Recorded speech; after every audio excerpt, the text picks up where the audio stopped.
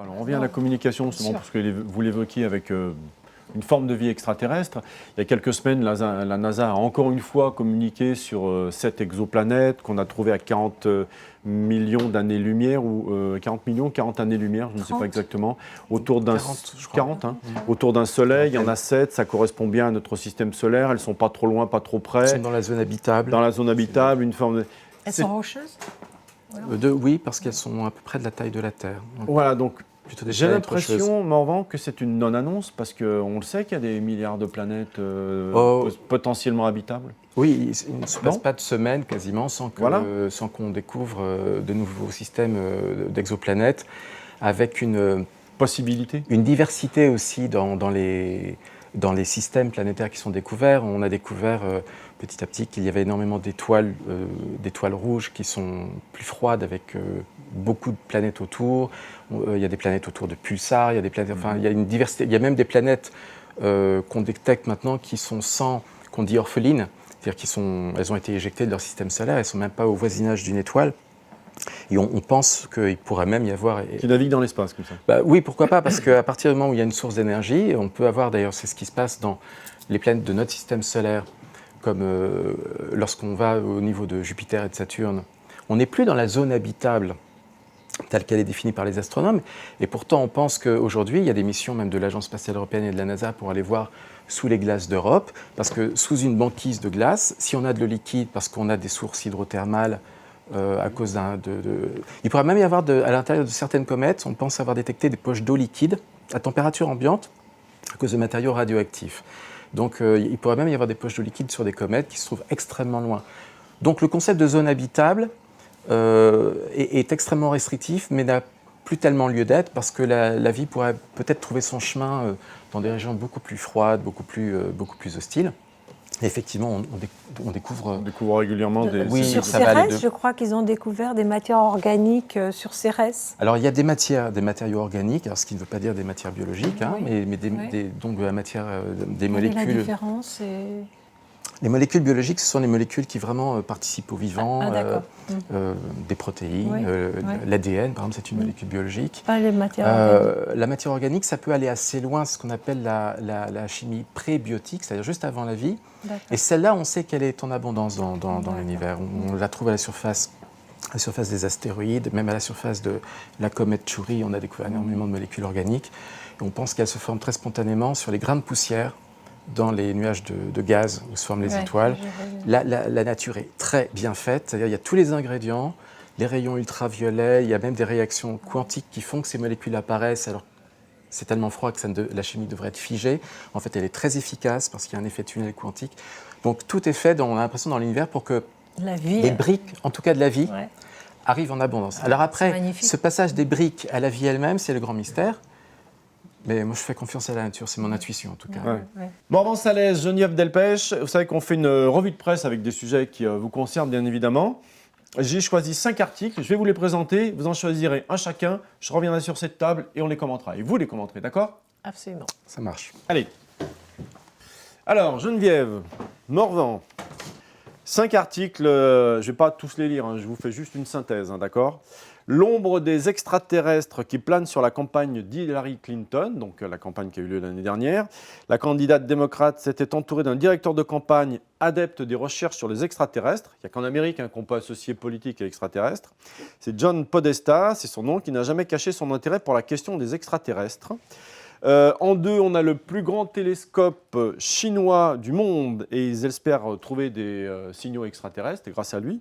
Donc il est quand même 3 fois plus puissant que le plus puissant qui était un télescope américain. Donc on se dit que si les Chinois investissent dedans, il y a peut-être des preuves qu'il faut juste en trouver et pas juste les chercher. Les traumatismes se transmettent de génération en génération. C'est peut-être plus pour vous, Geneviève, vous nous direz ça. Certains scientifiques commencent à travailler sérieusement sur cette hypothèse. Parmi eux, Isabelle Mansuy de l'École polytechnique fédérale de Zurich en Suisse. La chercheuse et son équipe ont montré chez des souris mâles qu'un stress intense dans les premiers jours de la vie modifie la composition cellulaire des spermatozoïdes et donc que ça se transmet. Après la mort, certaines cellules continueraient de vivre dans l'organisme. Une nouvelle étude américaine, il y en a beaucoup des études, hein, certaines se contredisent parfois, mais celle-là est la plus récente, suggère qu'après la mort, de nombreuses cellules continuent leur activité, voire l'augmentent. Ils ont découvert qu'au sein de certaines cellules, la transcription génétique synonyme de vie continuerait pendant plusieurs jours après la mort. On parle d'ailleurs dans la religion bouddhiste de 3 jours et demi après la mort, hein, que l'âme sera encore là, donc voilà, pourquoi pas. Et puis enfin, ça m'a plu d'associer l'armée et la spiritualité. Un conseiller en spiritualité autochtone auprès de l'aumônier général des forces canadiennes, c'est quand même pas rien. Il aura pour mission de bâtir des ponts entre les cultures et de permettre aux services d'aumônerie de mieux comprendre et ainsi mieux soutenir les militaires autochtones et de leur parler de leurs besoins spirituels. Dans l'armée, je trouve que c'est quand même très très fort. Geneviève, quel article vous choisissez ? Les petits hommes verts, les extraterrestres, Hillary Clinton. Hillary Clinton, d'accord. L'ombre d'une hésitation.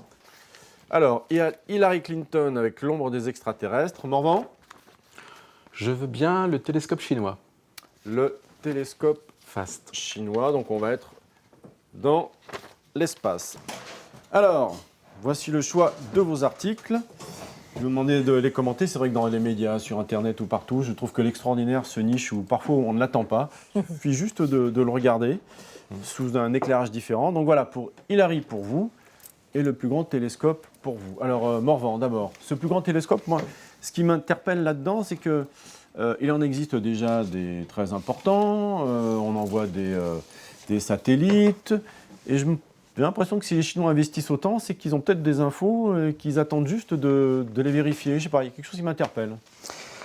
Alors, d'abord, ce qu'il faut savoir, c'est que ce télescope, puisque l'article est très orienté sur la communication extraterrestre, Oui. enfin, sur la recherche de civilisations extraterrestres au moyen de ce type de radiotélescope, c'est ce qu'on appelle le programme SETI, qui existe depuis le début des années 60. C'était Frank Drake qui avait lancé ça, et c'est un programme qui a connu des rebondissements, parce que dans les années 90, il y avait un programme de la NASA qui a été coupé. Ils avaient besoin de 100 millions de dollars, ça a été coupé, puis ça a rebondi, il y a eu des mécènes, et il y a différents télescopes qui participent à ça. Mais ces télescopes, et ça vaut pour celui-là, ne font pas que ça. Hein. C'est même d'ailleurs une des difficultés, c'est que dans certains cas, c'est difficile d'avoir du temps d'observation pour ce programme, parce que certains astronomes vont considérer que c'est du temps perdu, ceux qui n'y croient pas du tout au programme SETI. Ont-ils raison ou tort, c'est une question, mais en tout cas, il y a beaucoup d'autres sujets qui sont étudiés avec ce télescope.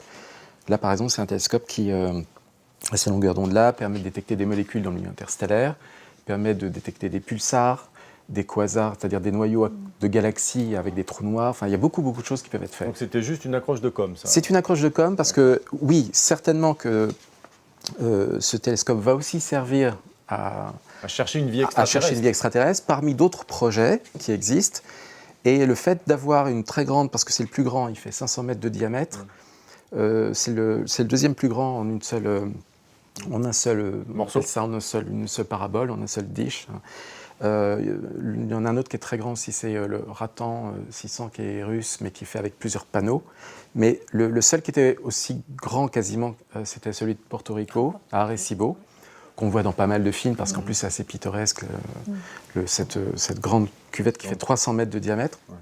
Et là, les Chinois, comme dans beaucoup de domaines, ils ont été encore plus loin. Et en plus, alors, il faut insister sur... C'est une prouesse technologique, parce que non seulement il est plus grand, mais il permet de faire des choses que ne faisait pas l'autre, à savoir notamment pointer des directions différentes du ciel.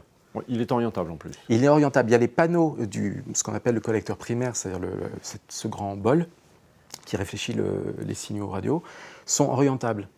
Ça permet d'une part de corriger pour les déformations du télescope à cause du poids, mais ça permet aussi même d'aller pointer différents endroits du ciel à l'intérieur d'une certaine marge, ce que ne pouvait pas faire le télescope d'Arecibo, qui regardait toujours au zénith, donc qui se contentait de devoir regarder ce qui passe au-dessus de lui. D'accord, ok. Il était un peu obligé, comme un dirigeable, d'aller dans une seule direction. Il n'avait pas le choix en fonction du vent. On regardait toujours en l'air, au même endroit, à la verticale. Tandis que celui-là est capable de... Il a beaucoup de... C'est une très très belle technologie, il y a beaucoup de choses que ne pouvait pas faire Arecibo.